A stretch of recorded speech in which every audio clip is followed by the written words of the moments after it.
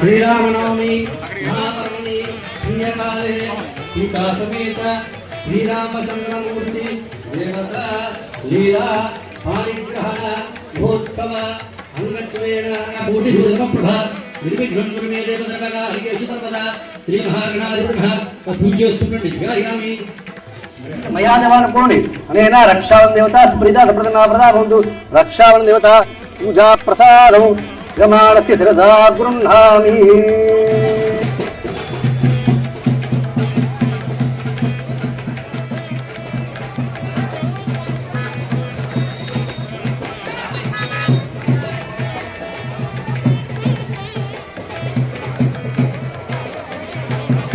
ఈ రోజుని శ్రీరామనవమి మహాపర్వదినాన్ని పురస్కరించుకుని మన యొక్క గురుపూడి ప్రాంగణంలో ఉన్నటువంటి శ్రీ రాధాకృష్ణమూర్తి స్వామి వారి ఆలయ ప్రాంగణంలో అనాదిగా ఎన్నో రోజులుగా ఇక్కడ శ్రీ సీతా సమేత శ్రీరామచంద్రమూర్తి స్వామి వారి యొక్క కళ్యాణాన్ని శ్రీరామపత్రి జనకస్య పుత్రి సీతాంగనాం సుందర కోమలాంగి శ్రీ విష్ణుపత్రి భువనేకమాత వధూవరాభ్యాం వరదా భవంతు.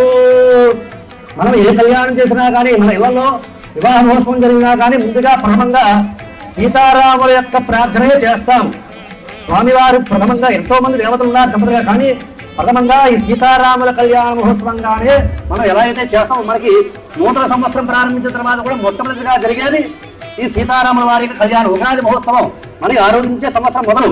అటువంటి సంవత్సరం మొదటి ప్రారంభించిన తర్వాత మొట్టమొదటిగా జరిగేది ఈ సీతా సమేత శ్రీరామచంద్ర స్వామి వారికి పాణిగ్రహణమే. ఆ తర్వాతే మనకి గ్రామంలో అయినా మన ఇళ్లలో అయినా సరే వివాహోత్సవాలు జరుపుకుంటాం. అటువంటి ఈ సీతా సమేత శ్రీరామచంద్రమూర్తి స్వామి వారి యొక్క పాణిగ్రహ మహోత్సవం 12వ వార్షికోత్సవం ఎంతో అంగరంగ వైభవంగా కమిటీ వారు, భక్తులు, ప్రజలు, గ్రామస్తులు అందరి సహాయ సహకారములతో ఎంతో వైభవంగా జరుగుతున్నది.